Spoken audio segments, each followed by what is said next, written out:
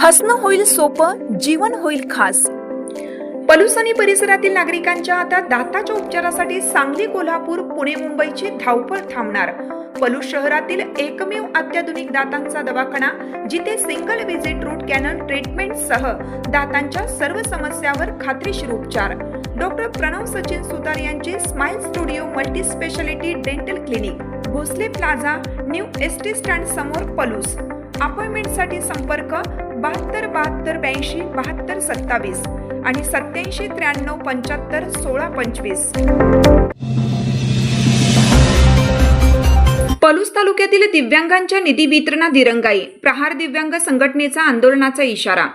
पलूस तालुक्यातील विविध गावांमध्ये दिव्यांग नागरिकांना शासनाकडून मिळणारा हक्काचा निधी वेळेवर वितरित केला जात नसल्याच्या तक्रारी मोठ्या प्रमाणात समोर येत आहेत। या गंभीर प्रश्नावर प्रहार दिव्यांग संघटनेने आक्रमक पवित्रा घेतला असून संबंधित प्रशासनाविरोधात तीव्र नाराजी व्यक्त केली आहे।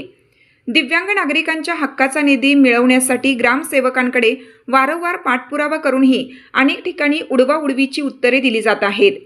काही ग्रामसेवकांकडून मिळणारे उद्धट आणि अपमानास्पद वागणूक दिव्यांगांसाठी क्लेशदायक ठरत असून यामुळे त्यांना नाहक मानसिक त्रास सहन करावा लागत असल्याचा आरोप संघटनेने केला आहे। या पार्श्वभूमीवर प्रहार दिव्यांग संघटनेच्या पदाधिकाऱ्यांनी पलूस पंचायत समितीचे गटविकास अधिकारी राजेश कदम यांची भेट घेऊन त्यांना सविस्तर लेखी निवेदन सादर केले। या निवेदनात दोषी ग्रामसेवकांवर तातडीने कारवाई करावी, निधी वितरण प्रक्रिया पारदर्शक करावी आणि भविष्यात असा विलंब टाळण्यासाठी ठोस उपाययोजना कराव्यात, अशा मागण्या करण्यात आल्या आहेत।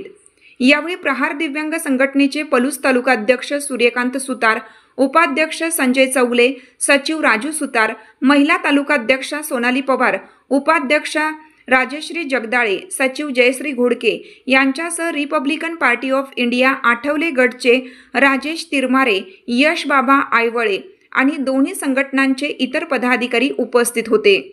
प्रशासनाने या प्रकरणाची गांभीर्याने दखल घेऊन त्वरित कार्यवाही न केल्यास संबंधित ग्रामपंचायतीसमोर तीव्र आंदोलन छेडण्याचा इशारा संघटनेने दिला आहे।